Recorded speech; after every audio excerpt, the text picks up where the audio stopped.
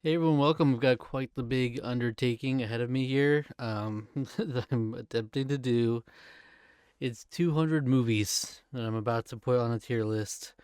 Um, these are all the movies I watched for the first time in 2025. My goal last year, I had set my record for the most first time watches in my movie watching history, which was, of course, like 54 or something. And my goal for this year was just to maintain that, get at least 50 movies. And next thing you know, I'm at 200. I got so much more into movies this year than any year prior. I tried to keep up with 2025 releases as they came out, as well as mixing in tons of variety from like all time great movies I've heard a lot about to or obscure ones to random, just I had a whole mix that I was going for.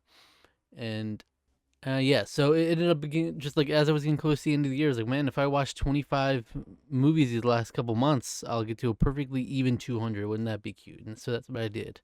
So here we are, 200 movies. Quite an undertaking. Look, that's a lot of movies for probably anyone, but especially for me. Um, but I loved getting to check out a bunch of new movies. A lot of amazing movies in here, so it's going to be tough putting them on a tier list. What I've been doing throughout the year was on Letterboxd. Every time I watched a movie, I would add it into an ongoing ranking. That's kind of what I've been doing the past few years. But I quickly realized with this many movies, it just like it became inaccurate so quickly. Certain ones that were at the top were just at the top for so long that I got used to them there, and it was hard to move any above them. And so towards the end of the year, I was like, you know what? Let me just scrap this whole thing. Let's just put the movies in there in the order that I watched them. Let's not have them ranked anymore, and I'll just go in fresh with this tier list. So this is gonna be just purely how I'm feeling in retrospect at the end of the year. With this many movies, obviously I can not remember them all vividly, especially the ones early on from the year. Um, so I'm gonna do my best and just note that this is not my definitive like set in stone takeaways. I've said this all throughout the year when I would do monthly rankings that it's not the end all be all ranking. Like I could feel very differently a week, a month, a year, multiple years from now. Absolutely, that's not without of the out of the realm of possibility.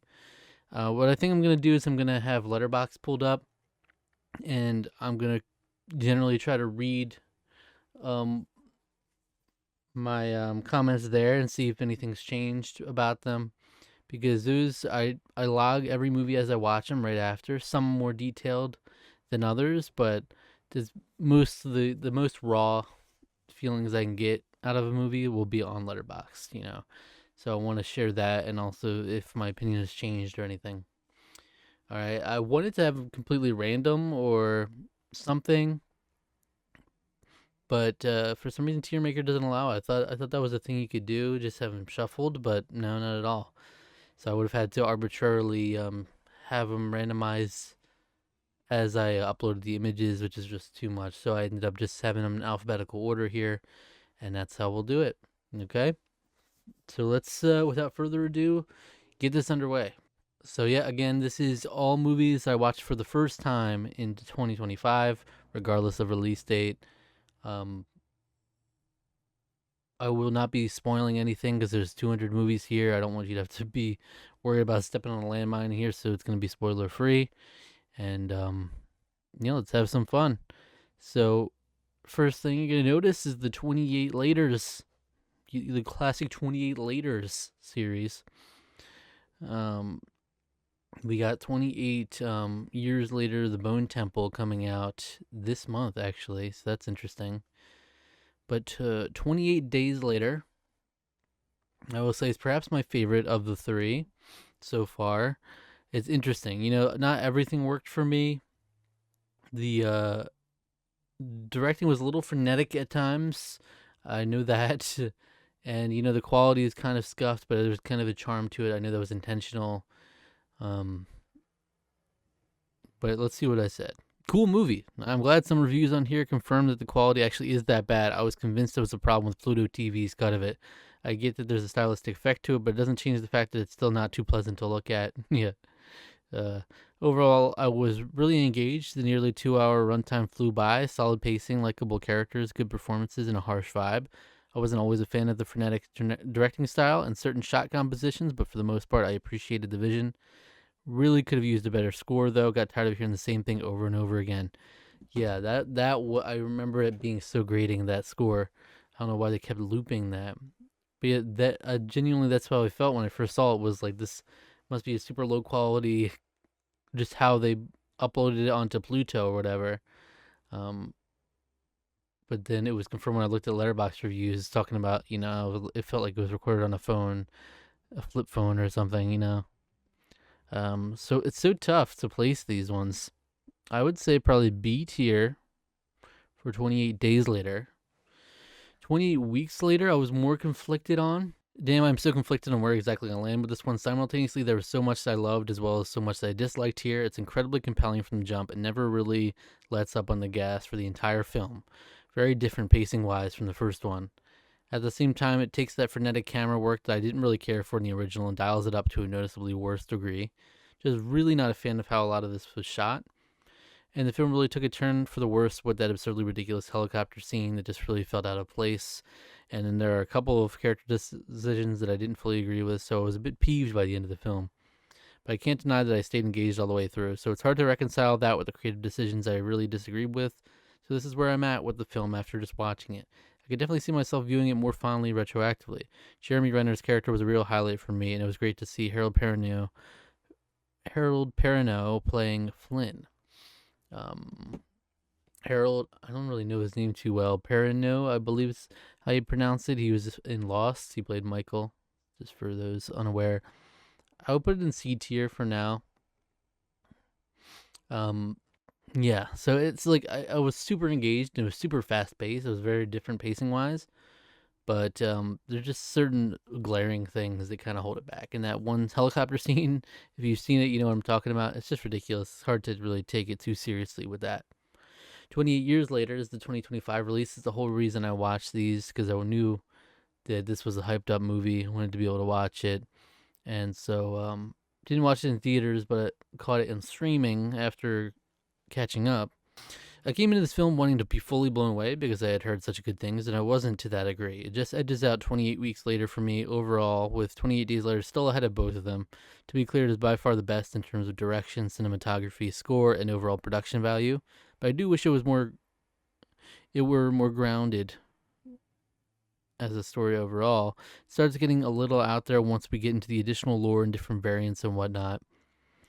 The characters overall weren't as gripping, though there are definite standouts like Ralph Fiennes, who I didn't know was in this at all, but I absolutely want to give the film credit for doing something unique with the concept. And damn, were the slow lows gnarly looking, and plenty of swinging dicks if that's your thing.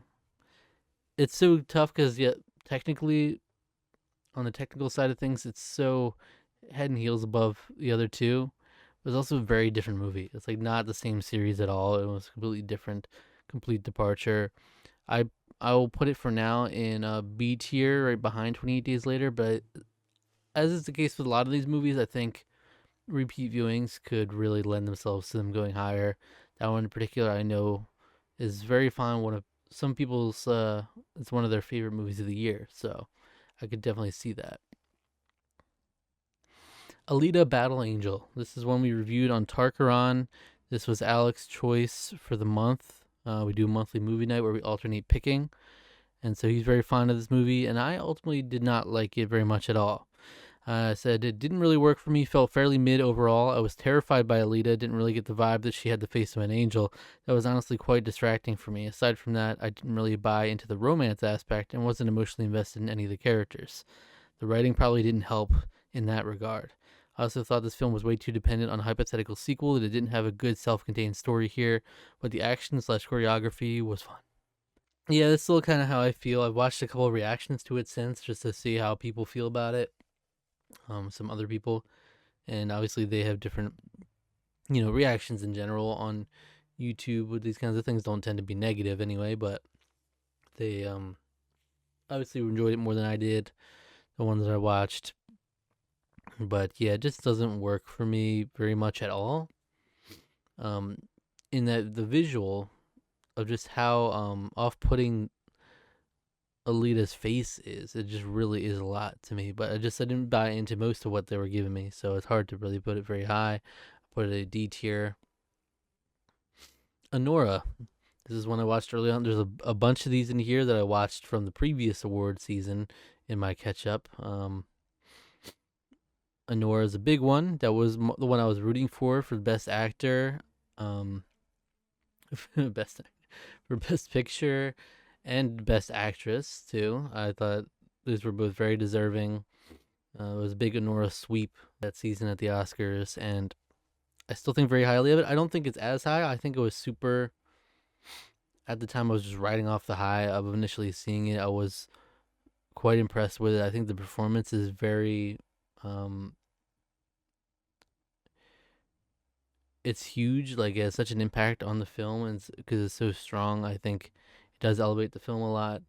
There's fun antics and shenanigans along the way. I'm curious, what did I say about this initially? We did review this on Tarkaron as well. Again, with a lot of these, you can either go on my Letterboxd and you'll see all these thoughts already, or you can go to Tarkaron for a lot of reviews, and I'll point out when those are the case. Also, give my thoughts on a monthly basis when I watch these movies. This happened to be in the January batch, which I think was the only one I didn't do a monthly ranking for this year. Well, this film was really heartfelt and inspired. A film which starts as a fairly rote within the world of a sex worker takes a distinct and meaningful turn that manages to balance being both funny and gut wrenching from then on out, often at the same time. Don't know if I've ever really seen a film walk that line so well. Mikey Madison is incredible in this film with a performance that shows so much heart and vulnerability. That combined with the writing being so good, it's hard to not love Annie and completely root for her the whole way through. Totally.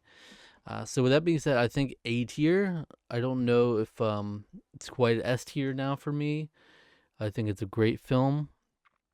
Absolutely, I still stand by that. But S tier, I don't know. I gotta see how S tier shapes up. I'm not really sure what my meta is in my tier list yet. The Apprentice. Man, what a sad turn of events that The Apprentice has this name. I remember growing up, we used to love The Apprentice, and particularly Celebrity Apprentice.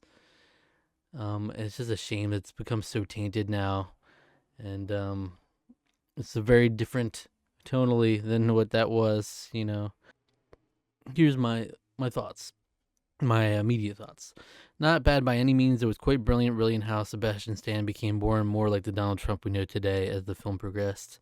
Some scenes in particular and some of the writing are quite effective at showing the transformation, and it's done in a pretty grounded way. I'll just say I don't think I necessarily enjoyed this movie so much as I appreciated a lot of the craft.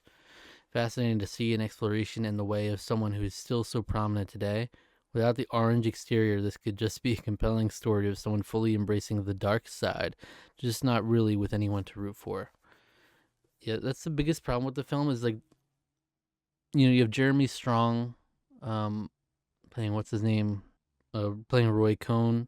You got Sebastian Stan as Donald Trump. You have Maria Bakalova as Ivana Trump. But the obviously the characters themselves are not the most likable.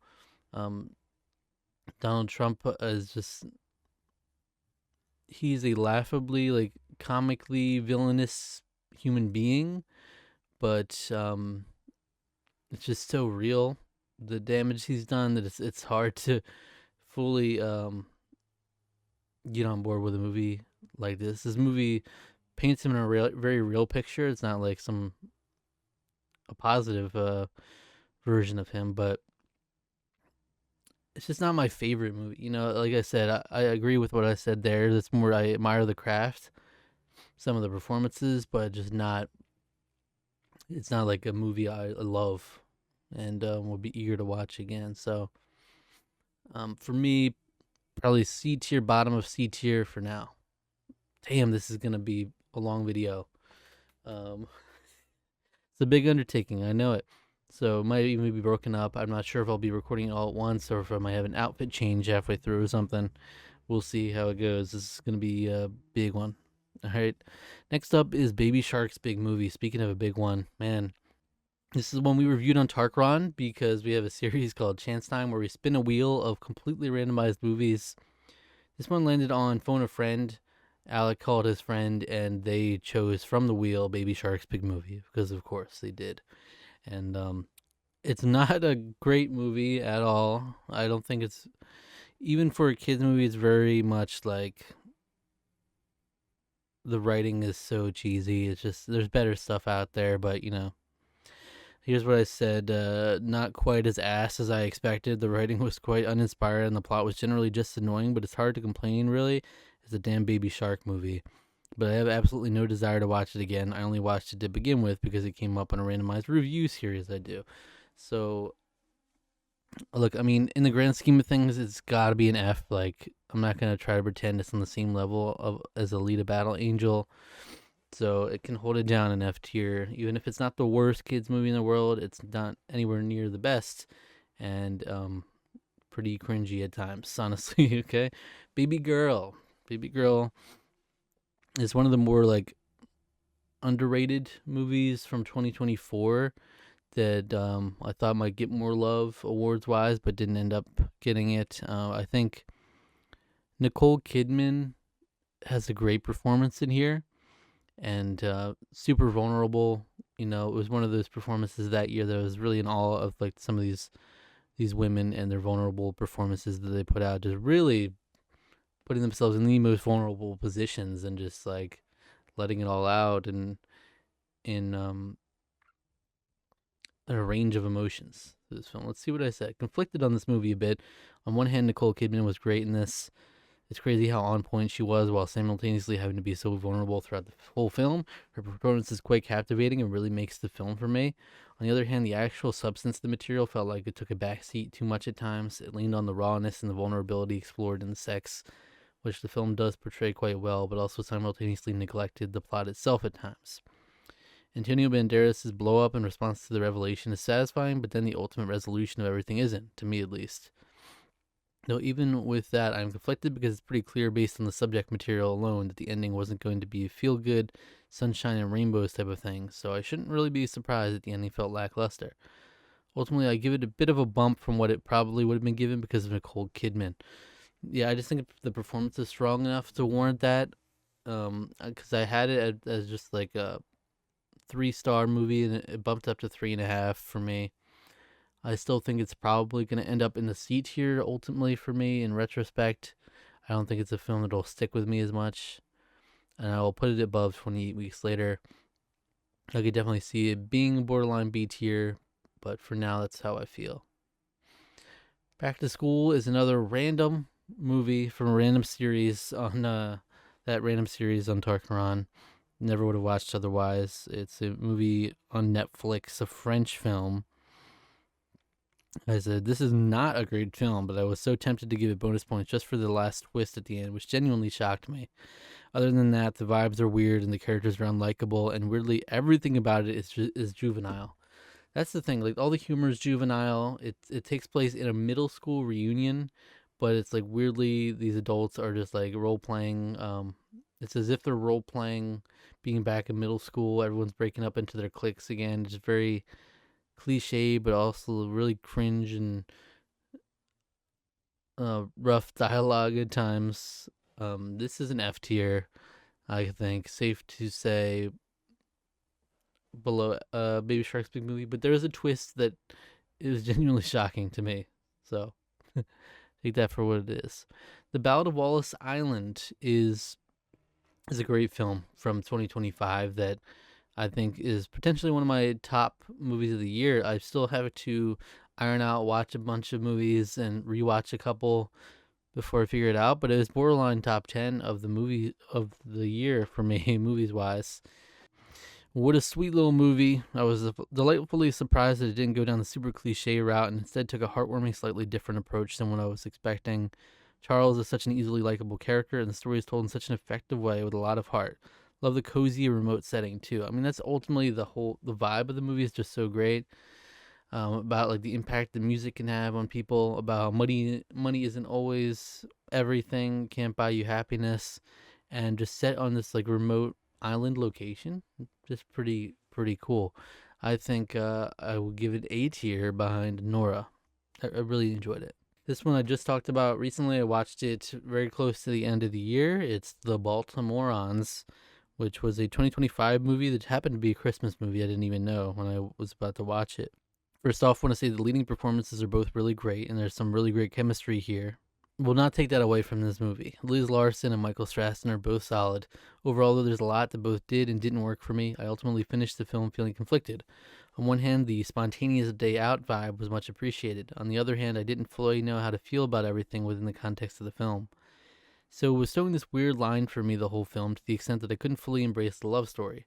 But the bigger issue for me is that the comedy itself didn't fully land most of the time, and for a film that is focused on a comedian, that feels like a pretty big deal.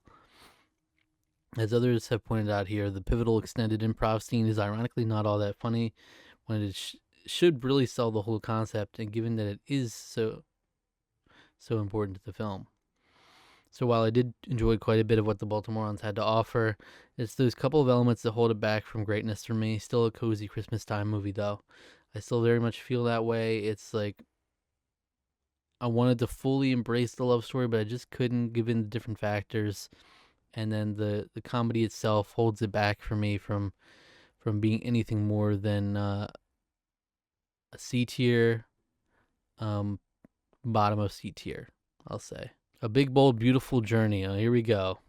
What a snoozer. This one I watched in theaters. I had high hopes for, not super high, but it was an intriguing trailer. It's like, okay, it's going to be some profound type shit, but just did not land for me. This was unfortunately so unbelievably boring, it's quite sad. How do you make Margot Robbie boring? None of the ideas here really worked for me. The romance really felt like a big nothing burger, and otherwise it felt like the film was trying to be too profound for its own good, to the extent that everything kind of falls flat. It really was a struggle to stay awake. I fell asleep for a bit and legitimately felt like I missed nothing of substance. I don't say that lightly. I do tend to fall asleep sometimes when I'm not trying to, and it annoys me to no end, but for this one it did not bother me because it was so rough to get through. I'm sorry. Colin Farrell, Margot Robbie, it's like a recipe for success, but no. I liked some of the ideas of what they were going for. They didn't land. They didn't quite land. Yeah, tough. I think F tier, probably top of F tier. I'm being generous, giving it above Baby Shark's big movie. Feeling a little generous this evening. Bill and Ted's Excellent Adventure. I watched this for the first time. The 1989 original film. I watched this for the first time this year, and I'm so sorry to say it didn't work for me. When someone recommends a movie to me, or when it's a classic that people really adore, it has a cult following, whatever it may be, I never want to dislike the movie. I don't go into a movie wanting to dislike it. I want to be part of the love, but I can't deny how I felt. It just didn't work for me. The comedy wasn't really there, and it just overall was nothing to me. I don't know if it's me watching it for the first time in 2025. It's just like it doesn't translate as well or what, but I'm starting to say this one was almost too stupid for me. It feels like one of those things where I would have appreciated it more if I watched it growing up. Keanu Reeves and Alex Winter bring a fun energy, and it was cool seeing George Carlin in this, but the overall vibes / humor just weren't for me, I guess. I'm not going to nitpick or overanalyze a movie that is clearly meant to not be taken seriously, but I do have to be honest in saying this was just meh for me. I do appreciate and acknowledge that this feels like a movie of a bygone a movie of a bygone era. For me, though, it's D tier. I mean, it's like that and Alita Battle Angel. Similar field for me. The Birdcage is a movie I really liked. And the more I think about it, the more I really like it. I think it could easily move up for me. Let me just say what I said initially. The messaging of this film. Robin Williams and Nathan Lane were brilliant with a solid supporting cast too. The writing is so smart, it conveys its message in a way that is simultaneously heartwarming, humorous, and eye-opening. Val was really pissing me off, and ultimately I can't be mad at the poetry in which everything came together. There's shades of Mrs. Doubtfire in here, but with an added layer. This was quite refreshing. So I really adore the message of this film. This completely surprised me. This was from a series I did on this channel where I had a random Letterboxd user I would pick, and whatever was in their four favorites is what I would watch. And The Birdcage came out. I'd never heard of this before somehow, and what a delight! It's a great Robin Williams film, but Nathan Lane is the true standout star. It's interesting hearing the background of it in that Robin Williams did Mrs. Doubtfire, so they wanted him as the lead initially because there's a whole similar there's a similar cross-dressing element, you could say, to this film, but ultimately Nathan Lane, I think Robin Williams pushed for Nathan Lane to have that role, um, and man, he was perfect for it. And Nathan Lane, I think, he has so many great scenes in this. I adored it. I adored it. The messaging is just something I really appreciate. I think, as sad as it is to say, even just that recently, 30 years ago almost at this point, 1996, that's my birth year. So I'm aging myself literally. But for that time, this is like it's pretty progressive. I think it's really nice messaging. So I appreciate it. And for me, it's look. I don't know what the S tier. I'm very just nervous to put something in S tier. I don't know why. Let's throw Birdcage up there. I don't know if that's right or not, but I just like feel the passion for it right now. I think very fondly of that film, and it was a nice surprise. I only have it at 4 stars on. Well, I say only 4 stars, very high for me. Anything 3.5 is a movie I recommend. 3.5 and higher, but S tier I think a 4.5 or higher. But I think I might move up on that film even. It's gonna be a struggle. Like you're not gonna be able to see everything on screen at once every time, but I'll do my best with what I have. Black Box Diaries.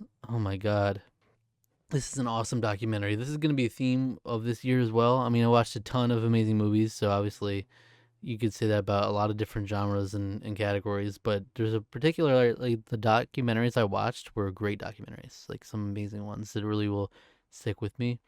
Black Box Diaries. I actually bought her book of this as well. So let me just say my initial thoughts. This was way back in March of this year. A simultaneously tragic and incredibly inspiring story. I found myself constantly impressed by Shiori Ito's spirit and bravery and how she never backed down, even in the face of injustice or from both public and private pressure.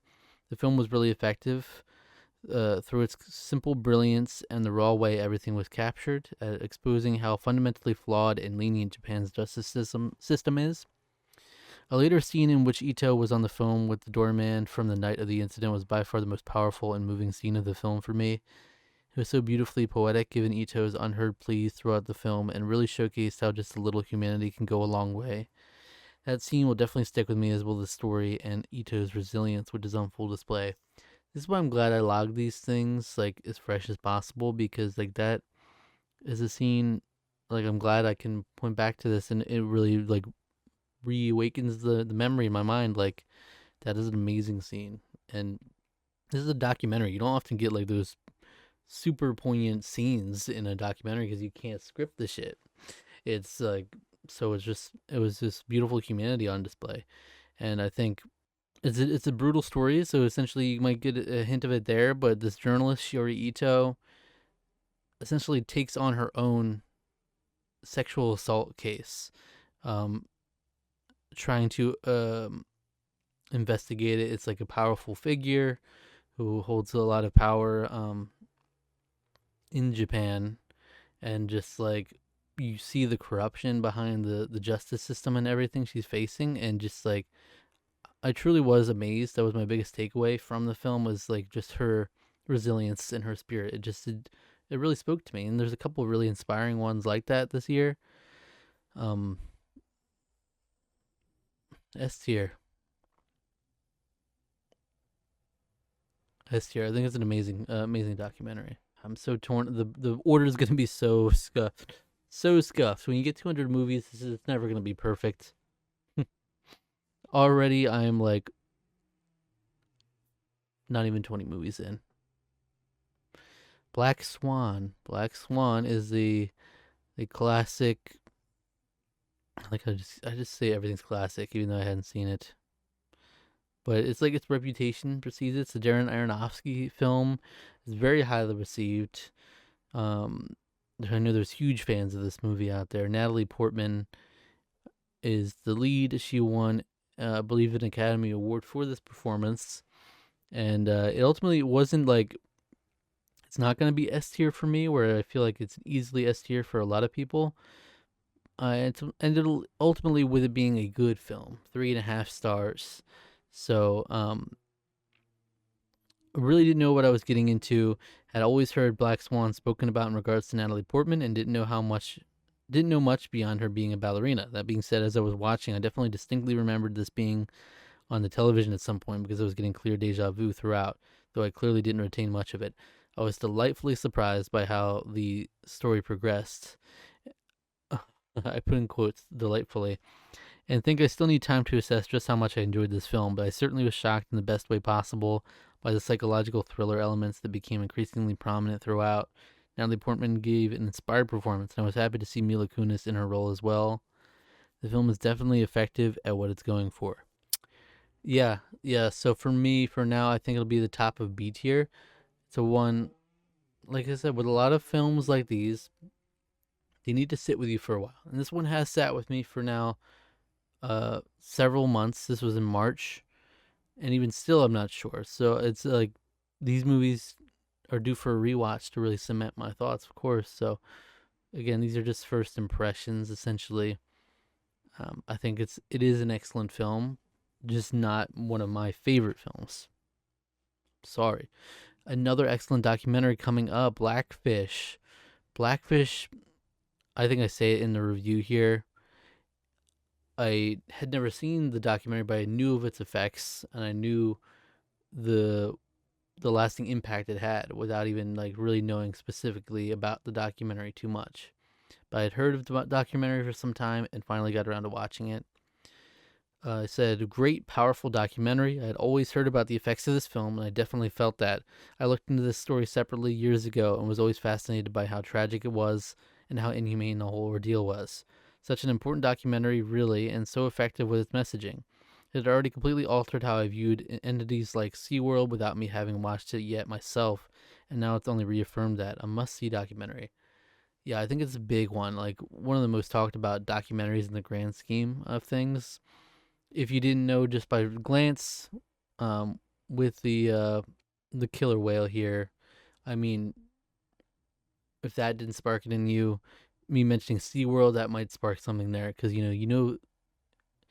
it's hard to know the name SeaWorld without the direct controversy attached to it, which is largely um, propagated by this film, and that message is spread around. So I think it's a great documentary.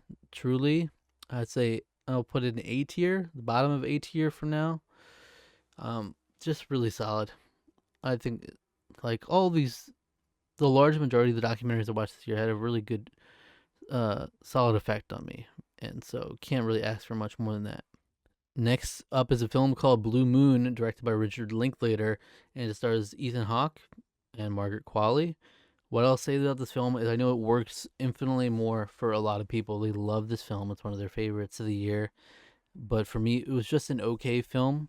It's essentially like a hangout film in the sense that the whole film takes place in one bar and just all the conversations that happen throughout. And it's largely centered around um, Ethan Hawke, as I always forget his name, Lorenz Hart. And that's the center of it all. And my big takeaway was, while I thought the film was just okay, I thought Margaret Qualley, her presence was charming. Some of the other supporting actors were charming, but Ethan Hawke blew me away. I mean, he completely escaped into this character. He became unrecognizable. It was, you're no longer like, this is Ethan Hawke. You're like, this is Lorenz Hart, and absolutely super effective performance. But for me, just he was kind of insufferable at times as a character. I don't know how true that is to the real life Lorenz Hart, but that just like him being grating, he was very effective at it, but it was grating, so it was not the most. It wasn't my favorite film as a result. But I watched this in November. Ethan Hawke getting physically and emotionally cucked for 100 minutes. Fascinating dynamics at play here, and Ethan Hawke really is something else. A really strong performance. He completely lost himself in this portrayal of Loren's Hart. He's almost unrecognizable in the best way possible. But as a film, I wasn't completely enraptured. I found it to be quite boring at times, and while I do admire the creative choice to have the entirety of the film set in the bar, that left the film almost entirely on Ethan Hawke's shoulders. And while his performance is strong, Lorenz Hart as a character really has moments where he can be quite insufferable, so it's tough to be stuck with so much of him for the runtime. But I enjoyed the performances. Margaret Qualley is pleasant, and I quite enjoyed what Andrew Scott brought to this role as well. All right, there you go. That if that doesn't tell you right there, I definitely agree with my sentiments from a couple months ago. Now it's a question of where do I put it exactly. It's gonna be a C tier movie, but where exactly is tough. Let me say for now, second in C tier, because every time I just look at 20 Weeks Later, I think of that helicopter scene, and I'm like, can I really put a movie below that? That can't be right. But there you go. Next up is Booksmart. As you can see with the poster I chose here, it's reminiscent of Superbad. It's very much, you can tell it's super inspired by that. Absolutely. But it's new Superbad for me. Superbad is one of my all-time favorites, which is another one I only watched a couple years ago for the first time, but I love that film. So one of my favorite comedies. For me, I watched this in January. That's crazy. A bit torn in this film, honestly, because while there are plenty of elements that I enjoyed about it, it never quite reached the level of prestige I was looking for in a comedy like this. The easiest comparison to make is with Superbad, of course. The pitch of Superbad, but with girls, is all I needed to get on board here, and the influence is definitely felt. A lot of the skeletal structure of the movie feels derivative of Superbad, and that's not a bad thing. The Superbad formula is a really fun one, so putting a different vibe on top of that is a recipe for success. Just loses me a little bit with just how on the nose some of the jokes are, and I think on its face there are not nearly as many truly hilarious moments. I will say that panda bit towards the end really hit for me, and the cringe of that one sex scene felt palpable, even if it does feel a bit derivative of the Superbad playbook. The performances of our main duo are quite effective, and their chemistry is solid. There are plenty of fun moments between them and the surrounding cast, and I appreciate the movie as a whole. I just don't think some of the humor for me and the overarching story wasn't too compelling. See, this is the problem. We don't edit your Letterboxd reviews. I just don't think some of the humor was for me, and the overarching story wasn't too compelling. Definitely a fun watch, and I wouldn't have a problem recommending it. I'm not surprised plenty of people enjoyed it way more than I did. Yeah, this is another film that's just like, sometimes it works, and sometimes it doesn't, and for some films work for a lot of people, and just didn't work for me as much. So this is, again, going to be a C tier movie. But the question is where? I'll put it at the bottom of C tier for now. I mean, it's gonna be so hard to balance these rankings. Next up, we got Borat's subsequent movie film. That's right. Borat is one I watched. I don't know when I watched for the first time, actually. Was that recent? I'm not sure. But I do enjoy Borat for what it is. This one I enjoyed. It's not nearly as strong or as iconic as the original. The amazing thing about this is you actually have a genuinely really good performance in this, which is like weirdly, that's not what Borat is for. Borat is like the whole thing is like you're dropping Borat. He's like a fish out of water thing, and a lot of the charm is that all the interactions you get, most of them are just real interactions with people who believe him to be real. Um, there's still a lot of that in this film, though obviously you can't do it on the same extent because Borat is so known now. But there's genuinely a great performance from Maria Bakalova as Tutar in this film, and I was amazed in retrospect to learn that she was actually nominated a lot for that role. It's amazing. It's a great comedic role. It's really, she commits to it so well, and of course Sacha Baron Cohen is, the titular iconic character as well. Here's what I said. Jesus Christ, that Rudy Giuliani shit was wild to see unfold. Even more so than the original, I found myself shocked by how brazen some of these people are in these random interactions. A weird undertone of pedophilia, or at the very least creepiness, is present in more than a couple of candid scenes between Maria Bakalova and significantly older individuals. Far too many for my liking, really. So I appreciated the movie for exposing some of these people, at least in some way. It was just shocking how many times people proceeded to do something completely inappropriate when they could have avoided it.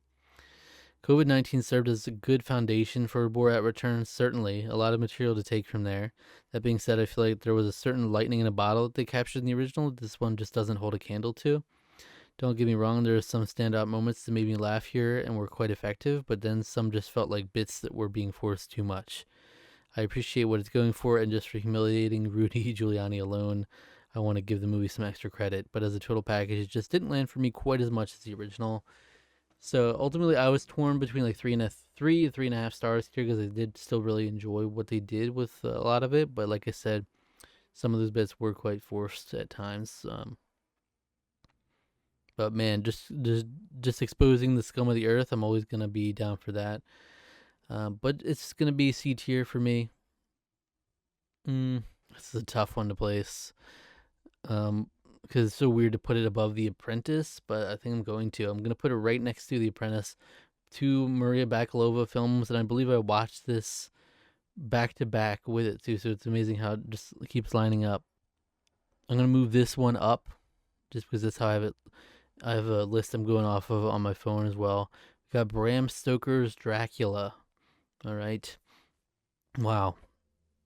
I quite enjoyed this film, actually. It was it took a while for me to get it, for me to really click with it, but by the end of the film it had convinced me, and I was on board, which is ironic because last year's 2024's Nosferatu didn't work for me as much, and that was a surprise because it's a very acclaimed film, and it's a similar energy of like there's a horniness to the like Nosferatu, and same here with Dracula, but this might be even more dialed up on the horniness scale. But at the same time, it's got a cool aesthetic to it, and I just think a lot of the shots are clever. It's really well put together, all in all. I said, damn, this movie is horny AF, and I say that having already seen the 2024 Nosferatu film. Whenever I thought it couldn't get more sexual, it just always did, but it actually just works. I've got to say, I was skeptical at the start of the film, but the film kind of completely won me over by the end. It's not perfect, but I do admire the vision quite a bit, and as a package, it's pretty great. Lots of cool and varied cinematography, and what a fun cast there is here, too. The cast overall is solid, but Winona Ryder and Anthony Hopkins are actually perfect here for these roles. Winona perfectly plays the two extremes to Mina very well, and Anthony's matter-of-fact delivery works perfectly for Van Helsing. This film was quite a trip, and it executed every aspect so well for the most part. See, I'm glad I'm referencing these notes. I hope you don't mind that, because, I usually try to go off the cuff, but again, with so many films, I want to make sure I hit on certain points when I can, and those are points I probably would have forgotten right there, like highlighting Winona Ryder and Anthony Hopkins in particular. Yes, of course, those are the standout roles. So, do want to give them a shout out here as well. I think, for me, bottom of A tier for now. Really enjoyed it. Here we go. Bring Her Back.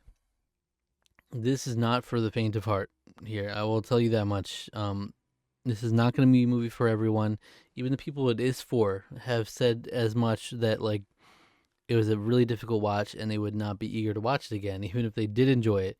So many people like say objectively positive things about it, but are also like, at the same time, it's not going to be one of my favorite films because it's not. It was just such a tough watch. To me, that's a sign of a great film. I think, to me, I don't always look for a movie like, I hope this is this has to be a movie I want to rewatch infinitely. Sometimes it's a movie I'm like, oh, I'll probably only watch this once, but it's an outstanding film. And I think this is one of them. I think it's so powerful how effective it is. There's some gnarly shit in here, and I say this as much. Jesus Christ, this was some gnarly shit, even for me. So brutally effective at shaking you up and then never really giving you a moment to relax. Always either on edge or just creeped out in general. Definitely not going to be for everyone, but if you want to feel uncomfortable, then this has you covered, with a surprising amount of depth underneath all of it too. And I didn't even touch on as much as I should. This is directed by the Filippo brothers, I literally had a reaction on my channel over a decade ago at this point, where it was the Ronald McDonald Playhouse Slaughter. They have a YouTube channel, Raka Raka, which there's this is what they were known for, doing like gratuitous violence, different sketches and stuff. Um, they were known for those kinds of things. So it's amazing they went on to do a directive film, which I think is so impressive actually on a technical aspect and just how effective it is at getting the message across. So I want to highlight that. I want to highlight Sally Hawkins' performance here because it's going to be one that, in the whole grand scheme of things, is completely unrecognized by any awards because I think the film is just too divisive for it to get any sort of recognition. But it's funny because you have Amy Madigan getting recognition for Weapons, which is deserved. But this is like very much like a similar kind of performance, except to like dial it up, like the intensity and the brutality of it. It's a rough watch in the best way possible. So bring her back. I have very high things to say about it. It's so tough though. Like I do still, even all that being said, agree with people in that it's hard to reckon with the fact that it is a hard watch. So it's not an easily recommendable film to a lot of people. And do I enjoy this more than, say, an Anora or a Ballad of Wallace Island? Those kinds of films. I don't know if I can confidently say that. Because my instinct was to go right to S tier, and I do have it at 4.5 stars. But I'm just thinking that it might not be that. It might not be that high. Let me put it here for now. It's so good though. Absolute props on that film. Speaking of brutal, we got The Brutalist. An absolute award darling, The Brutalist. It won. Adrian Brody won for Best Actor, very deserved. We had production design. That's an excellent win for this film. Just some great stuff. Brady Corbet directs this very well. It's an epic. It's a modern epic, which you don't have often. And it's something I often criticize about movies. It's a 3.5 hour long movie, which is like so hard. I know it's like it's such a tough barrier for entry for a lot of people. For me, when I'm looking at movies, I'm like, all right, what movie do I want to watch? Do I want to watch this 3.5 hour movie or this hour and a half movie? I think I know what I'm going to pick. It's just so you got to really have the time set aside for it and just be willing to really immerse yourself in the world. But it is a great film. It is. It's just a great film. I think in a technical aspect, it's stellar. It's really the score, which that's also what it won for. The score is another solid thing as well. I will always insist the 3.5 hours is too long for any film, but this was about as palatable as it gets. Strong direction and a solid couple of performances make this one quite effective. I do think we could have trimmed off a chunk of time and tightened up on a bit of the meandering in the plot, but all in all, the destination lends more credence to the parts of the journey that weren't as meaningful to me. Yeah, again, this is one I really would like to rewatch to see exactly how well it sits with me, but it's going to be tough to convince myself to rewatch, damn it. Because I'm always trying to watch new movies. And when am I going to watch a 3.5 hour movie again? Might have to get it queued up for a review on Tarkron or something at some point. But ultimately, I'm just torn. Like, I give it 4 stars. So I think I'll put it up here. I don't know. It could be top of B tier. I will put it at the bottom of A tier for now, though. What we got? Begonia. Okay. Begonia is one of my favorite films. One of my favorite films of this year. Full stop. For some, it didn't work as much. Maybe they're getting a bit of Yorgos Lanthimos fatigue. If you don't know, Yorgos Lanthimos did multiple movies with Emma Stone in particular. Like Poor Things is the most notable one that I've seen in recent times. And I think I like this one even more than Poor Things, which, Poor Things actually will come up later, right? That was this year? Oh boy, it's all blended together. But this is when I walked out of the theater, I was immediately passionate about. Some movies I really like, when I walk out of the theater, it's like I don't know exactly how I feel about it, but this one immediately was like, love that, love that. The writing is so strong, the performances are so strong, and it's just so weird that it just perfectly strikes the chord that I wanted to strike, and it just works for me. I think it deserves more recognition in these awards. Emma Stone, unfortunately, like at this point, it's like it would be good if she even got a nomination for Best Actress, but I think she should be a contender, honestly. Uh, Probably not the winner ultimately, but I think she should be in the conversation more than she is. I think there's a bit of fatigue there as well. Like, there's a certain element when it comes to these awards where if you've won a couple times, we're less eager to give it to you. But in an objective sense, Emma Stone is incredible. Jesse Plemons, though, is the biggest crime here. He's incredible here. One of my favorite performances, and he's like barely in the conversation for Best Actor. It's crazy. So he might not even get nominated when I think he might. He's like top 3 performances, perhaps, for me. I truly adored this film and its weird, unapologetic self, even better than Poor Things for me. I think score, presentation, and overall aesthetic are awesome. Jesse Plemons and Emma Stone are both excellent. Those two together with the brilliant writing really elevate the film above what is otherwise weirdness incarnate. Yorgos Lanthimos absolutely kills it with this one. It's clear that him and Emma Stone are a dream team at this point. Give them a unique concept and they will absolutely run with it. I was thoroughly engaged from start to finish. At some points it's hilarious and at some points it's shocking, and I was here for it all.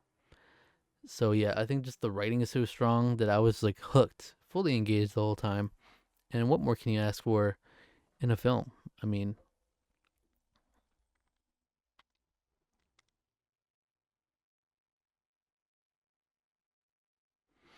I don't know, it's recency bias, but I'll put it at the top for now. I really enjoyed Begonia. Next up, we have the amazing Captain America Brave New World. All right. Honestly, it was already like a mediocre MCU film, but it's just even more underscored by the fact that we're in a year of great superhero films. I enjoyed all the other ones pretty much, so it's a clear bottom and it's not even close. Here's what I said. I didn't actually actively dislike it, but it certainly was nothing to write home about. Pretty funny that the red guy didn't show up until literally the last 30 minutes of the movie, though, considering that was like the one thing I knew from any ads or trailers or anything. And even when we do get to the Red Hulk stuff, that's all pretty underwhelming too. I enjoyed having Harrison Ford here, though I wasn't exactly emotionally invested in him or many of the characters really. It was almost comical how Bucky shows up literally for one scene to encourage Sam and then sees himself out. I was most engaged when it came to the spy slash mystery element that was unraveling early on, but the other subpart elements and side plots thrown in made even that not so satisfying. So yeah, I wasn't in love with it. It's not one I'd be eager to watch again, but it didn't do anything egregious, just mostly forgettable. And that's the biggest thing for me. Um, just unremarkable, and you dropped the ball with some potential there. It's a D tier film, perhaps bottom of D tier. Yeah, let's round this thing out. So let's start rounding out the shape. We're gonna form a big F. It looks like here. um, Next up is Castle in the Sky. This is the first Studio Ghibli film. Essentially, in my rotation throughout the year, I started doing this thing where I would have a random Studio Ghibli film queued up, um, and I would have a random Disney film queued up, and I would just mix them in every now and then, stuff like that. Um, this one in particular, I was assigned through a film challenge we do on my Discord. It was assigned to me from my big list of movies I needed to watch, which included all the Studio Ghiblis on that list, and so they gave me the first Studio Ghibli one, and now I've just been bouncing around. You'll see, I was gonna say a couple other, but it might just be one other Studio Ghibli film in here, and this is one I quite enjoyed. A very fun and charming story with a fun voice cast to match. Immaculate vibes. Absolutely loved the score that accompanied it too. The music felt like it was straight out of a JRPG, like Chrono Trigger. Really enjoyed the dynamic between Pazu and Cheetah and the fun cast of characters along the way. I wasn't all that interested in the main villain here, though it's cool that he's voiced by Mark Hamill in the dub. Overall, quite enjoyed my time with it. Really could have done without the scene with it where a group of grown men are swooning over a little girl, though. Kinda harsh the vibe. Also, seeing the designs of these robots really makes me think that The Wild Robot took some inspiration from this. I'm sure there are robots out there with similar designs, but the robots in The Wild Robot really felt reminiscent of these, both in design and in spirit. That scene really did bother me. It's hard to interpret it any other way. The guy's literally like, "I'm obsessed with you." He says something along those lines. These are grown men talking about this girl, and they would do like this, the typical like star-crossed eyes kind of animations throughout. Like I was like, okay, literally simping for a little girl. So yeah, that did harsh the vibe a bit. But I tried to view it overall, and I did really enjoy it. Overall, the vibes are usually great in this film, and I liked it a lot. I think as a first film, obviously it made its mark. Castle in the Sky, I'd put it at least at the bottom of A tier, maybe like right there, maybe. Next up is Charlie's Angels. This is an interesting one, also assigned by a random Letterboxd user. I say it's super cheesy, super campy, and over the top, but it is low key incredibly iconic and owns that energy well. Drew Barrymore, Lucy Liu, and Cameron Diaz are all awesome in this. The action is fun and stupid, and the humor is fun and stupid, but if you accept it for what it is, you'll have a good time. I appreciate it. This is like what was a refreshing thing to me. It's like what would otherwise be a very mediocre film. I just I admired how it embraced the campiness of it, full stop, and it's just a couple of badass ladies. I think they're all great in this film, and yeah, I was impressed by it about as much as I can be. It's one of those weird ones where like it's probably a C tier movie here, but I'm tempted. I give it a 3.5 stars. It could be bottom of B tier for that reason. But I look at C tier, there are some great films in there, so it's tough. I'm gonna put it at the bottom of B tier for now. I say for now, it's probably all gonna stick there because what am I gonna do? Rearrange 200 movies at the end? I'm gonna give myself a heart attack doing all that. But I enjoyed it for what it was. Not objectively an amazing movie, but it's campy and it's stupid and it's fun. A Christmas Story. I just talked about this one recently as well. While I get what made it a classic, it just doesn't hit for me in the same way. I think it's just okay. I think um, it just might be nostalgia and rose-tinted glasses that kind of amplify the film for people, and it's a cozy film, and I totally get that. But I don't think it's one of my favorite Christmas films after watching it for the first time in 2025, and I'll own that. I think it's super quotable, and it's got that memeability about it that I think was basically what it was for 1983. So yeah, it's definitely some standout moments, and it's nice that the film has a distinct style / identity to it that shines through. But watching it for the first time in 2025, it just doesn't hit to me at the level of an all-time absolute classic like it does for a lot of people. It does have that intangible special quality to it, though, to the extent that I can totally see why some quotes have endured in the cultural zeitgeist and have become known as iconic lines. So yeah, for me, it was very much just like, okay, yeah, I get it. There's some fun parts, but not super remarkable to me. I'd say probably bottom of C tier. Cinderella. This is a tough one. I actually ended up just with 3 stars on this. This one easily I probably am underrating. I totally understand that, and I acknowledge that. But here's what I said. This is one of the more just okay Disney films for me. I would say it's because it's a product of its time, but having watched 1937 Snow White just this year, I'd say I enjoyed that one noticeably more. That's true. Both are quite simplistic stories, but I enjoyed the expressiveness of that one more at least. I was surprised to find just how much of the time is spent focused on the animals and their shenanigans here. Not a bad thing per se, but for an already short movie, a lot of it is not actually concerned with the main plot. There's a fairy tale ending with not much depth to it, which is fine, but not all that compelling. Similar to Snow White, the romance isn't really that much of a romance, but also similar to Snow White, there are still a lot of fun sequences, even if it wasn't all that eventful, and most of that is thanks to the mice's antics. While most of the music is quite understated, props have to be given for producing an all-timer in the form of A Dream is a Wish Your Heart Makes. Absolutely banger. Absolutely. A few takeaways. I don't know about you guys, but I'm Team Cinderella. Isn't it nice when good things happen to good people? Imagine being like, I'm going to throw my son a party and make every single woman in the area attend so that my son can find one he wants to have, make babies with, also I can have grandchildren. The Grand Duke's behavior needs to be studied. Does no one have the same size foot as Cinderella? Seems wild going all in on the glass slipper to determine who Prince Charming will marry. Lucifer is an absolute menace, and that scene towards the end where the animals try everything they can to fuck him up is one of my favorites in the whole film. Yeah. Cinderella, I mean, it's a classic, a timeless classic for a reason. You know, there's a special quality to it that I'm not going to deny, but it is just okay for me. A Dream is a Wish Your Heart Makes, though, is like almost enough to elevate it. It's almost enough to elevate it. I'm going to do something bold and shake things up, and I'm going to put it at the bottom of B tier, even above Charlie's Angels. How about that? I was thinking C tier. You know, I've been sticking more or less to my ratings to keep some order to it, but maybe I was a bit harsh on it. I acknowledge that. Oh boy, hidden gem alert. It's Clown in a Cornfield. This one I'd heard from Impression Blend, which is a YouTube channel I quite enjoy. I enjoy her opinions and a lot of things on movies and horror, and she recommended it as a hidden gem, and it was not that. You know, you can't win them all. You know, I don't watch people to agree with their opinions 100% of the time. So I found this to be very unforgettable, and it literally didn't get a genuine scare out of me even one time. Most of the characters are grating, and much of the dialogue is quite annoying, and the few that aren't actively grating are just forgettable.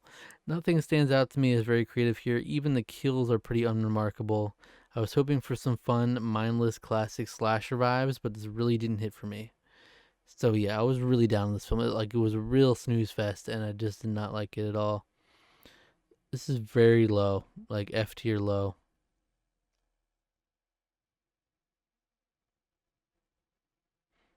Dare I say, the bottom of F tier.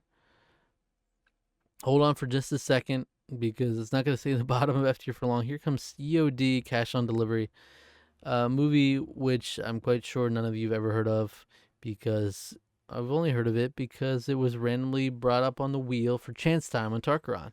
And it was like, it had not a single log on Letterboxd until me, Alec, and my brother came along and logged our reviews, all with a resounding half a star out of 5.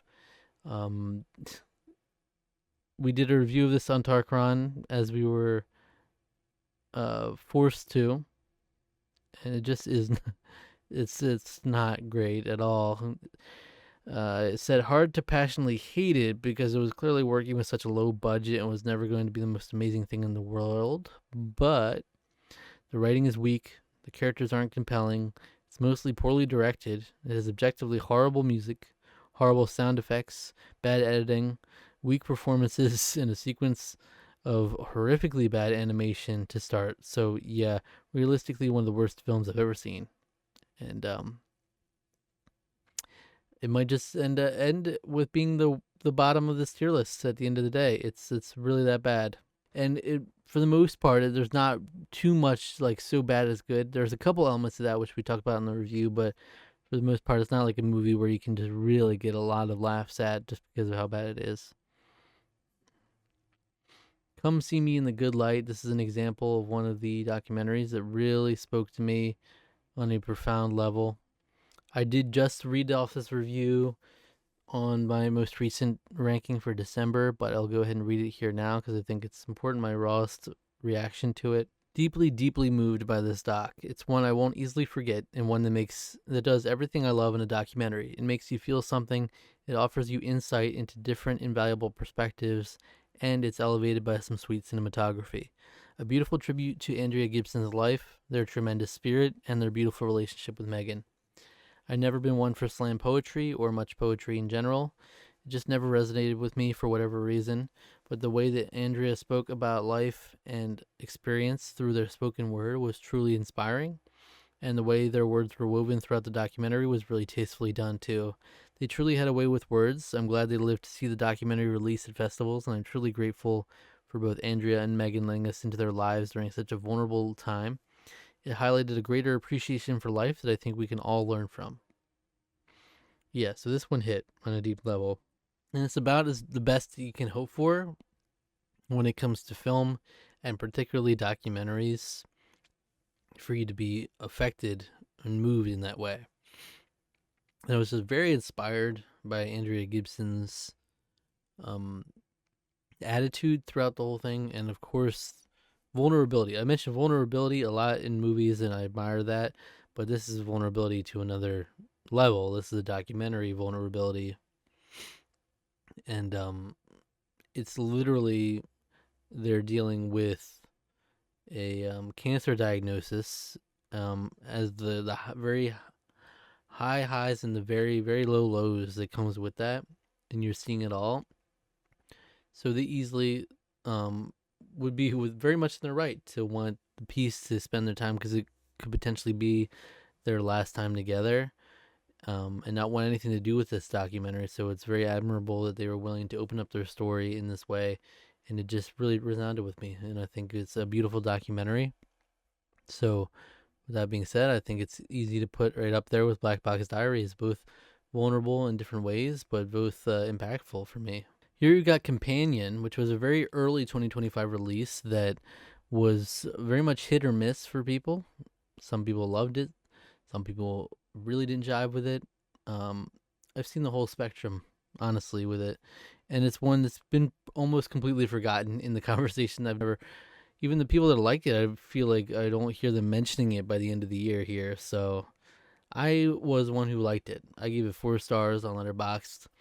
I think um, it's very much like a Black Mirror episode. I guess that would be the vibe that I would pitch to you without going into too much detail. I'm sure if you look at it, or if you've looked into it at all, you probably might know just from that some things. Um, they're not exactly surprises, but it's nice to experience them fresh. But here's what I said back in July when I first watched it. Brilliant work from Sophie Thatcher. I enjoyed this film. Would have been even cooler if I didn't catch the vibe of what it was going to be about going in. The messaging was a bit heavy-handed early on in terms of the dehumanizing concept, and I do wish a little more time was spent unraveling the reality of the situation rather than heavily implying it pretty quickly. But ultimately, it irons out to essentially being a great Black Mirror episode, and I was thoroughly engaged. This film is sold so well by Sophie Thatcher's performance, and Jack Quaid does a great job playing off of that as an effectively hateable character. I mean, it's just been super forgotten, completely. For some people they want to forget it, but I think it's a bit of a hidden gem for the year. I get why you might be cynical towards it, but like I said, a great Black Mirror episode is essentially what I give it, and that's great for me. I like that vibe, and Sophie Thatcher in particular, I think is her performance is commendable. So, um, I give it 4 stars, but I am tempted to, even as I say this shit, I talk about out both sides of my mouth. People are forgetting about it, but at the same time, I might put it in the top of B tier.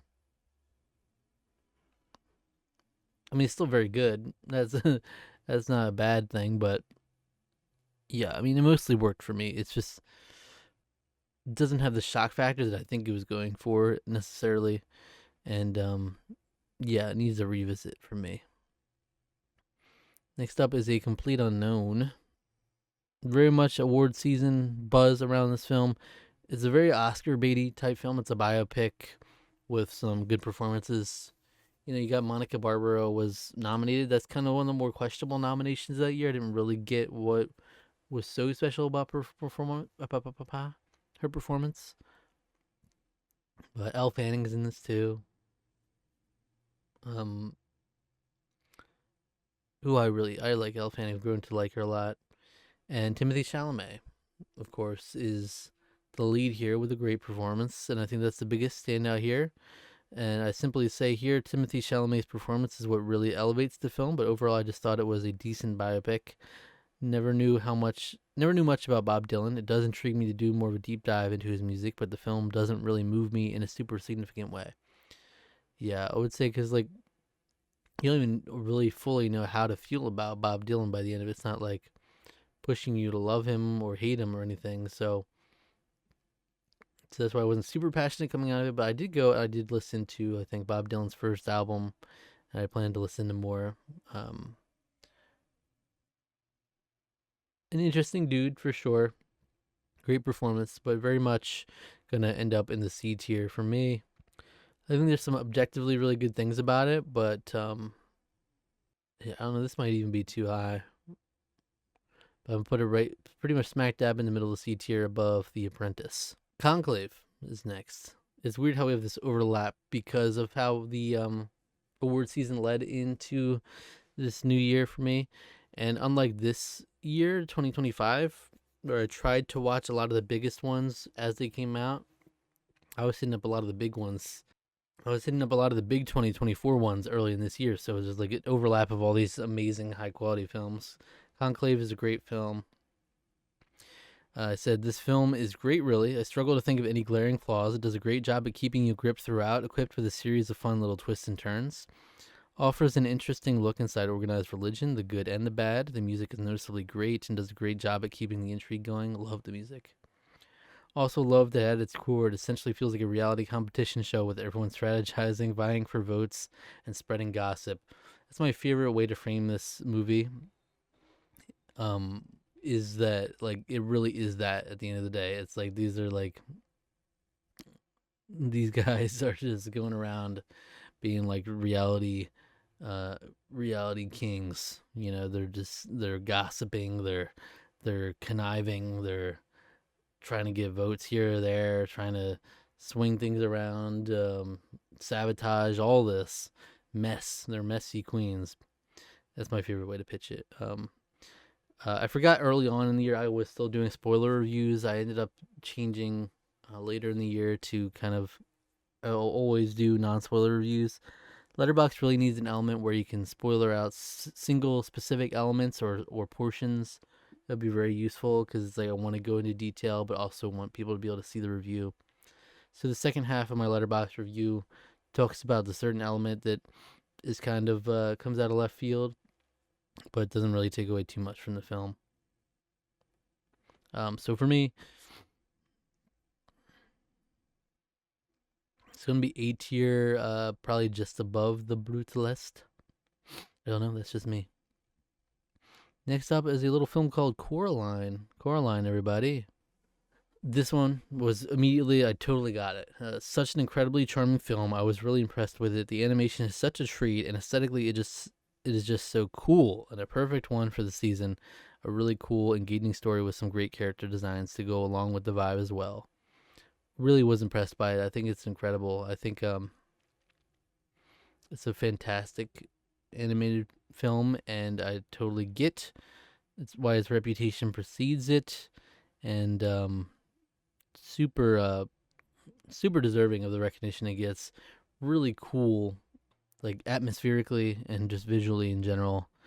I'm pretty high on it. It's either gonna be bottom of S tier or top of A tier, I think. Let's put it there for now. It feels right. Like I give it 4.5 stars. Again, my ratings aren't the perfect end all be all, but that's kind of my rough guide I'm using. And so there for now. Next up is the timeless classic, The Crocodile Hunter Collision Course, starring Steve Irwin in a real a scripted film. Wow, this is amazing. This is one I never would have watched. This was given to me by Dubs through that film challenge on the Discord I referenced earlier. This is the wild card pick, essentially, that it's any movie that's available on my streaming platforms I had. And so he picked this, The Crocodile Hunter Collision Course, a 2002 film starring Steve Irwin. It's so stupid you really can't help but enjoy it. It's essentially Steve doing his thing, just put within a fictional context. The plot that they baked in is pretty dumb, though I'm sure it's intended to be overly cheesy anyway. But then half of the movie is regular form for the Crocodile Hunter. It was just fun seeing him goofing around and really giving his all to this silly role. Most of the actors give pretty uninspired performances, so Steve is the clearest standout since he gets to play himself and just play it up. His constant fourth wall breaking style of speaking to the camera leads to a lot of fun moments in this fictionalized movie context. If they stay in the water long enough, the hunters will become the hunted. That's nature's way. And then driving off was just gold. I remember that. Some parts of the movie, usually Steve just being himself, are genuinely good, while plenty other parts are so bad they're good, including that fight scene with Steve towards the end. Pretty wholesome affair. So yeah, I'm not gonna be mad at it. Not gonna be super cynical about this film, but objectively, it's not gonna go any higher than C tier. That's for sure. It's one of those so funny to just watch in the unserious context that it is. Probably bottom of C tier, let's be real, but I'm not mad at the experience. Next up, we have The Day the Earth Blew Up, a Looney Tunes movie. Yes, it's here, everybody. This is one that was completely like Warner Bros. Did not advertise it at all. You know, it got nothing in the box office. It barely was even known that it existed. Still to this day, people barely talk about it, but I quite enjoyed it. Initially, I started with 3.5 stars. I've since moved it up to 4 stars. Just in retrospect, I think I enjoyed it quite a bit. I think I don't see how they could have done too much better, but it's Looney Tunes at the end of the day. I wasn't expecting anything from it. Not necessarily like the biggest Looney Tunes fanatic or anything, and it still worked for me. So my initial review, I said I quite enjoyed this. The animation was really fun and varied, and the humor was charming. I didn't have Daffy Duck twerking in an attempt to be an influencer on my bingo card, and somehow it wasn't the worst thing ever. Some really great writing sprinkled throughout, including Daffy's iconic motivational speech. Lots of fun. Because if I just say that right there, Daffy Duck's twerking, trying to be an influencer, you just think, okay, that's actually the worst thing ever. I want nothing to do with that. But I promise you, it actually somehow isn't. I quite enjoyed it. I still think, looking at the entire scope of things, I think B tier feels more right for it. So, take that for what you will. Somewhere around there. Probably not as good as the as Companion and Black Swan either, to be real. As I'm looking with how long this video did, I was originally planning like I'm gonna knock this all out in, well, either in one really long video or 2 really long videos. At this point, I might even be breaking it up into 4. I think that's where I'm at with it. I think I'll stop after the first 50 and keep breaking them up like that. That's my thought here. As like any sort of reasonable. I just ended up talking more about the movies than I expected to. So we're already gonna end up at 2 hours, over 2 hours, just not even hitting the first 50. So it's gonna be a necessity. It's a big undertaking, I'm telling you. So where are we at now? 5, 10, 15, 20, 25, 26, 27, 28, 29, 30, 31, 32, 33, 34, 35, 36, 37, 38. We're at 38 films, so I'll do 12 more. Let me try to remember. Next up is Death of a Unicorn.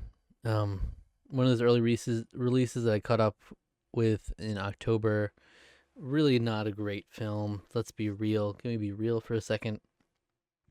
I said probably the textbook definition of a middling film. There are a couple of sweet moments thrown in here, and Will Poulter is an enjoyable performance, but most of it isn't as effective as it could have been.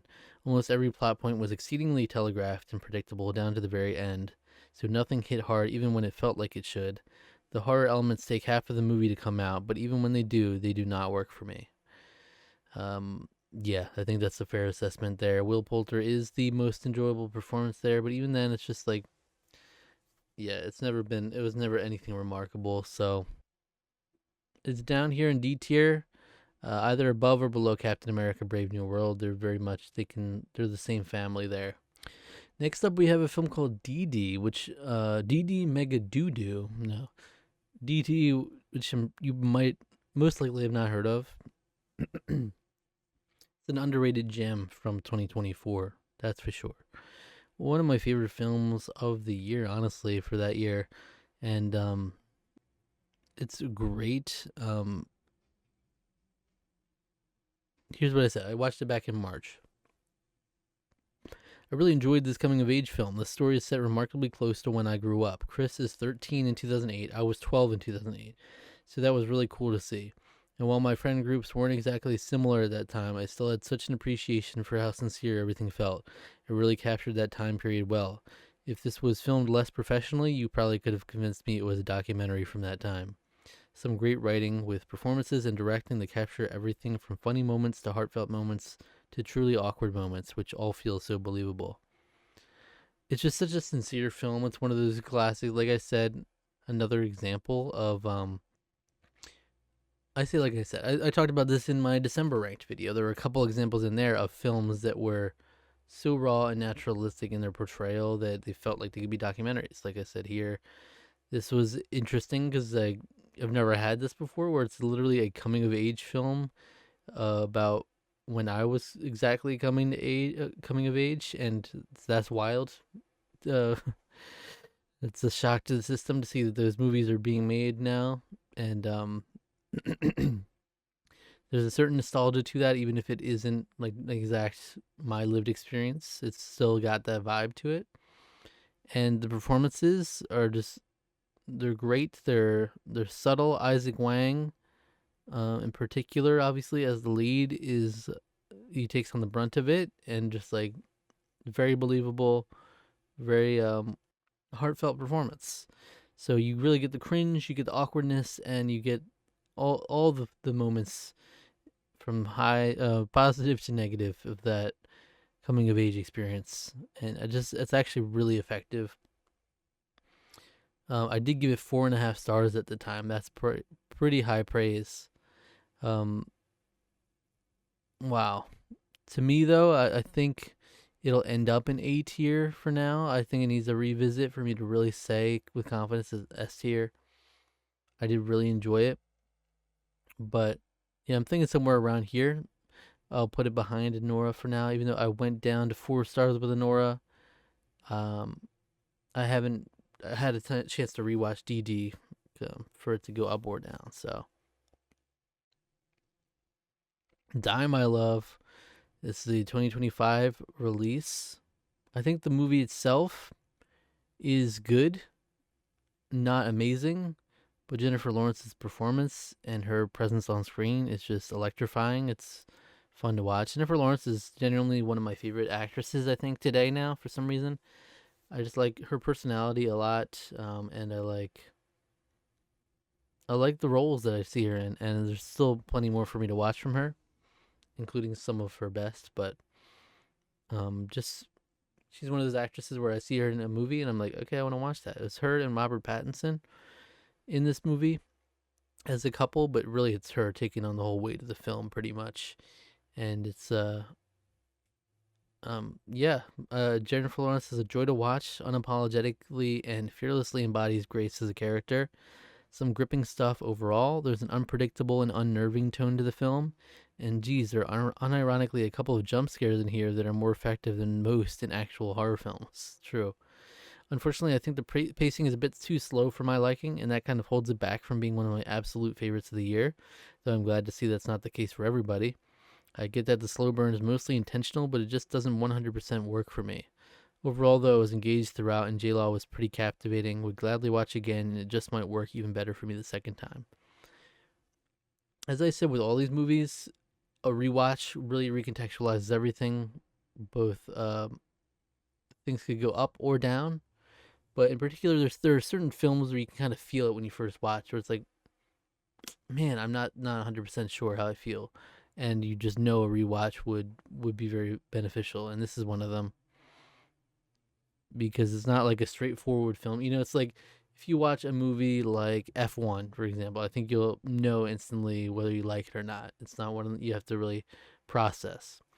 But this one, it's a little different, a little bit of a weirdo in the bunch. But Die My Love, somewhere in B tier, something like this. Above Cinderella, below the 28 Laters, which I've just like now decided that they're paired together forever. Um, yeah, something like that. A Different Man. This is another one which I think on a rewatch I could benefit from. But for me, my initial reaction was like, There's some things I absolutely loved about this film, but overall, how they put everything together just didn't fully work for me. The performances in particular were really awesome, but and there's some stuff that's super effective in this film. It's one of those things like if it was just the highs of this film, it would be like a 4.5 star film. But it's balancing that out with all the other stuff in between, and ultimately, while I'm still conflicted, it's just okay to me. So here's what I said back in February when I first watched it. I'm quite conflicted on this film. While I think some of it is brilliant, with some effective performances and awesome music accompanying it, I found it to be a little too disjointed for me at times. I disagreed with some of the editing choices, and the way the story goes didn't really hit for me as much as I was expecting it to after the promising start. I felt a bit unsatisfied by the end and conflicted on how I feel about the film overall. Okay? That's, yeah, I stand by that for now. And we'll see if I can reevaluate on a rewatch at some point, but again, I say all these rewatches, but what am I gonna do? I'm watching hundreds of movies and also rewatching hundreds of movies. That's a lot. So, but something to keep in mind.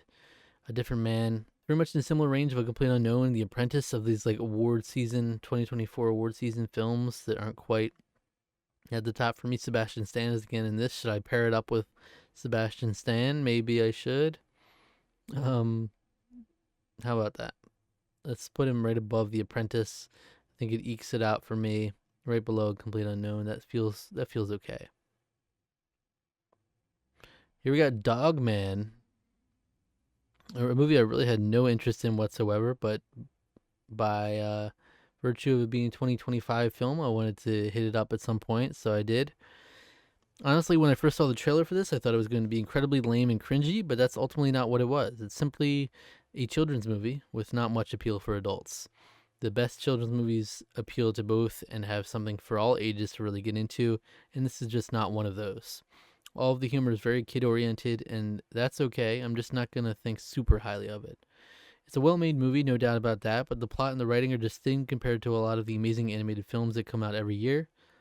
Little Petey is adorable, though, and with a sweet, wholesome message in the end, I would definitely recommend it for the kiddos of the world. So, yeah, that's exactly how I feel about it still. Very much one of those films in the way that animated films are stereotyped in general to be kids films by people who aren't really immersed in film culture like that. They'll just be like, oh, that's kid stuff. It's the cartoon, what have you. When you talk about like some great Disney films and stuff, but this is what they see when they see those films. Um, it's a very much super kid oriented. The humor is very kiddie. The writing's very kiddie. Minus a couple little moments, it's pretty much all, there's not much for adults to appreciate here. And so that's where I ended up in a 3-star territory, because I think it's a perfectly acceptable film for kids, a really wholesome message, and not even like the super high octane sensory overload type of kids material either, which is not ideal. So I think C tier, bottom of C tier, but it can sit there because it's just not ever going to be something I really enjoy, but also I can understand I'm not the audience for it. But like I said, the best animated films, the audience is everybody. You take a Cinderella, you take a Coraline, all of that. I mean, Coraline, some of more adult on the adult end of things, but Dungeons and Dragons: Honor Among Thieves. This is a film that Alec picked in our monthly movie night for Tarkaron. As I mentioned before, it was another one of those, and I quite enjoyed it actually. Here's what I said back in May on Letterboxd. Fun time, really captures the D&D vibe well from what I can tell, and just serves as a fun, fairly mindless adventure. Really liked the party we follow on their quest, and I was impressed by how strongly the film set itself apart from others, both in tone and execution. Not much to complain about here.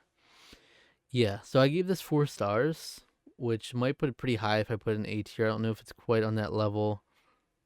It might be more of a B tier type movie. I'm not sure. I'm not 100% sold either way, but You can check out my review that we did on Tarkron of that film for my more detailed thoughts. But yeah, I think I will for now put it at the top of B tier. All right, so it's not going to be perfectly,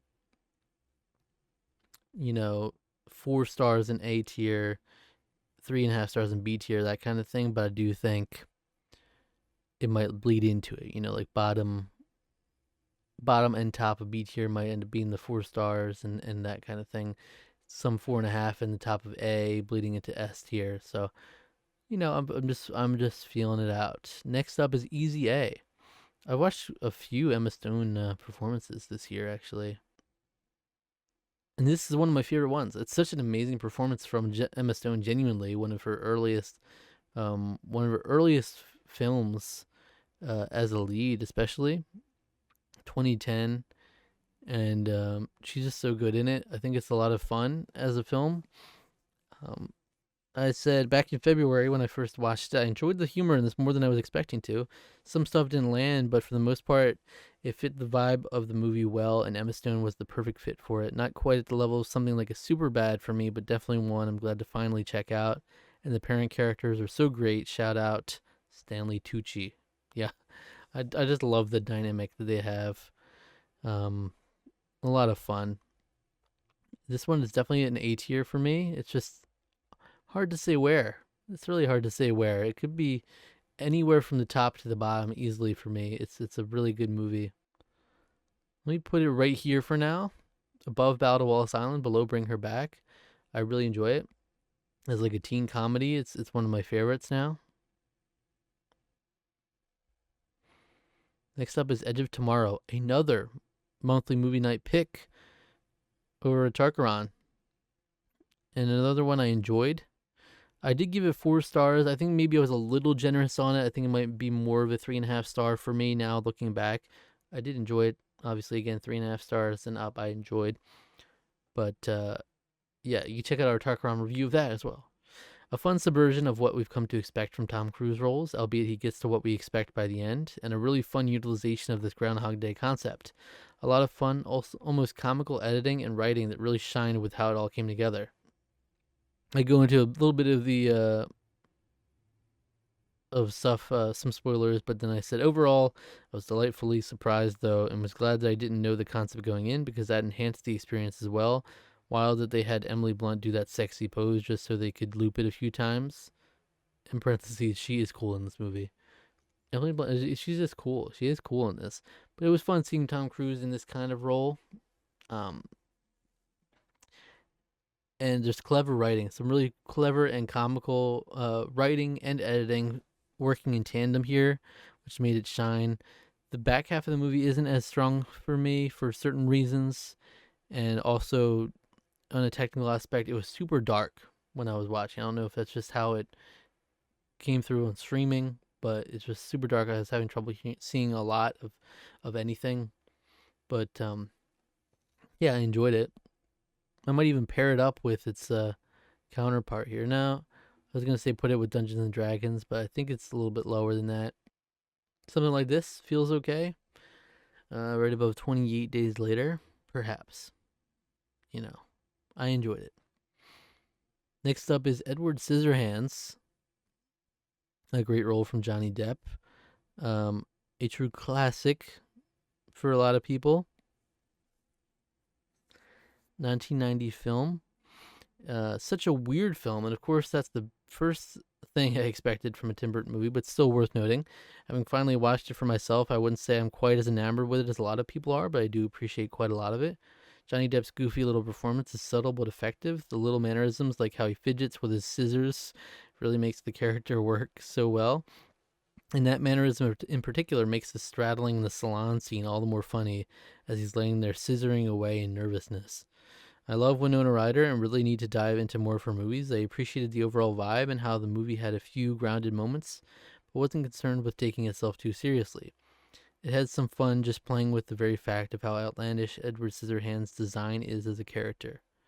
In this fish out of water type flick, it was almost refreshing how comically accepting the community was of Ed and his apparent condition, and then to see the stark opposite by the end of the film. So yeah, I quite enjoyed this. I don't think it's an amazing film, but I do think it's a fun, cozy film. pretty wholesome messaging. Again, Winona Ryder. My first real exposure to Winona Ryder, ironically, was Stranger Things, where she's much later in her career. And now recently, just in this last year, I've watched Edward Scissorhands. I watched Bram Stoker's Dracula. I have the original Little Women on my list too. Like these are some of her younger roles, which I'm liking a lot. But Edward Scissorhands, maybe above Edge of Tomorrow. How about that? I'm so conflicted on these 28 laters if they should move up or down. I think they're good there. Eighth Grade. Okay, Eighth Grade is one very much in a similar vein to Dee Dee. It does similar things, but from like a female teenager's perspective, which I really like. I don't think it's as good as Dee Dee, personally, but I do think it's good. This film does a great job of bottling up those awkward formative times into key scenes, and Elsie Fisher does a really great job carrying that energy throughout.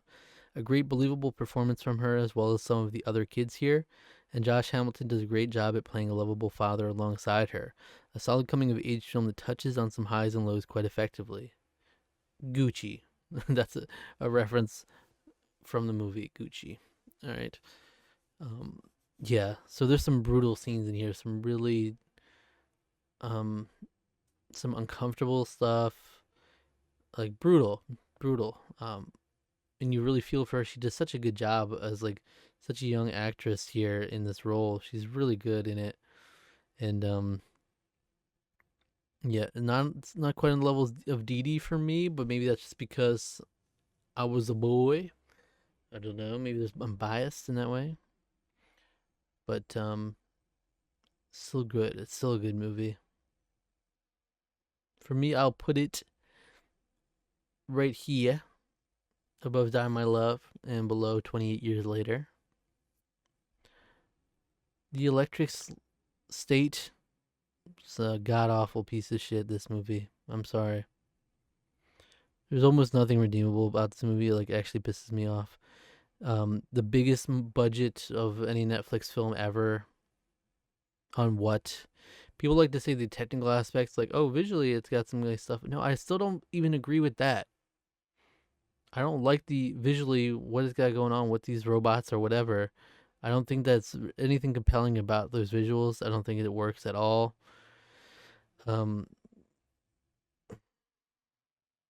This movie didn't make me feel anything, and that's the greatest sin a movie can commit to me. None of the characters were very interesting to me. I wasn't invested in the stakes, and just in general, I really didn't like the look of the movie at all. I think I'm tired of the CGI aesthetic in movies, honestly. Really quite a wild cast we have here. Millie Bobby Brown, Ke Huy Quan, Giancarlo Esposito, Stanley Tucci, even a cameo from Rahul Kohli. Jason Alexander being here was the most unexpected one, though. Did not expect to see him at all. All that to say, they have this interesting cast and some actors I really like in here, and yet I don't feel much for most of their characters. Not even very good work from most of them. I think I'm really feeling overexposed to Chris Pratt at this point, too. And now when I see that he's on a cast, I'm more often hesitant to watch than excited. Yeah, that's an issue for me. It's like Chris Pratt's one of those movie stars who doesn't vet like what scripts he picks up. He just picks up. I don't know if it's the highest bidder or whatever comes his way, but he just like he'll do any movie. It doesn't matter really the quality of the film. That's why like certain actors like Leonardo DiCaprio or Timothy Chalamet, I think, do better with like picking particular roles that like really lend themselves to good films or good performances.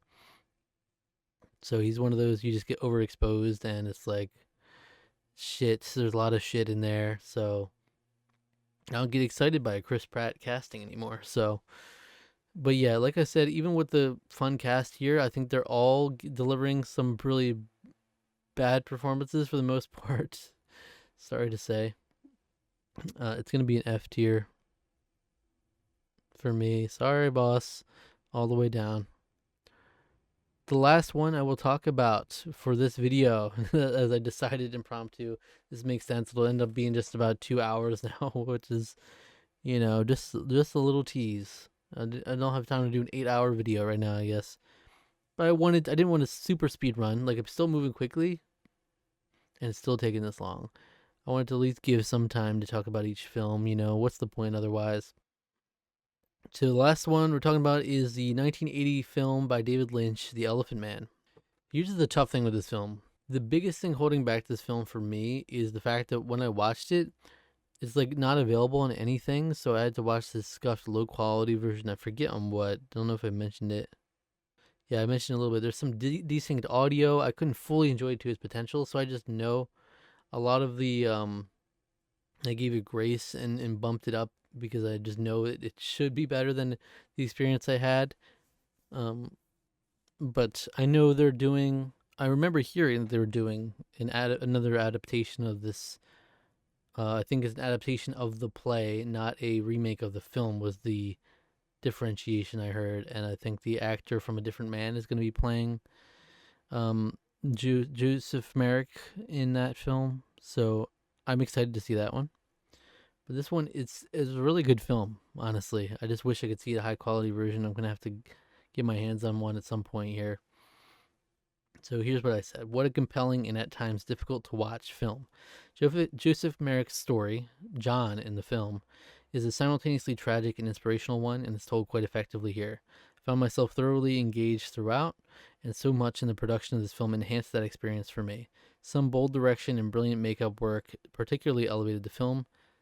As I was primed to praise, this is right. I was primed to praise the makeup work on this film, and see if it won any awards. I was fascinated to learn that the Academy Award for Best Makeup was created entirely because of complaints after this film's makeup work was not recognized by the Academy in 1980. How fitting that makeup work of this caliber would have such a legacy.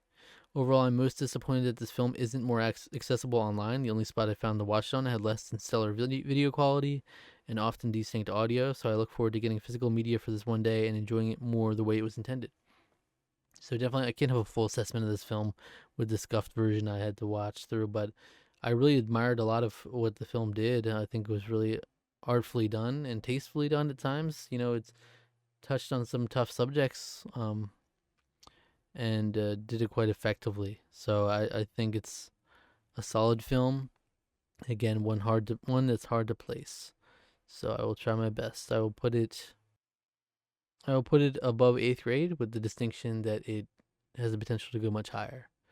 And that's where we're gonna leave off for now. You know, I had to improvise on the fly because I realized this was about to be a disaster and I could not to dedicate my whole life to doing this video in one go. But thank you for watching this first part. Please come by for the next ones. I will just be adding on to this playlist, onto this tier list continually. And yeah, so this is the standings right now. Got some great films in the mix here and a couple stinkers. But look at how many films there are to come. Oh my god. All right, look forward to that. Coming soon. I'm going to try to get it as soon as possible. I don't know if it's going to be on a week-to-week basis or what. I have so many videos I just backlogged and recorded all in bulk here for this end-of-year stuff.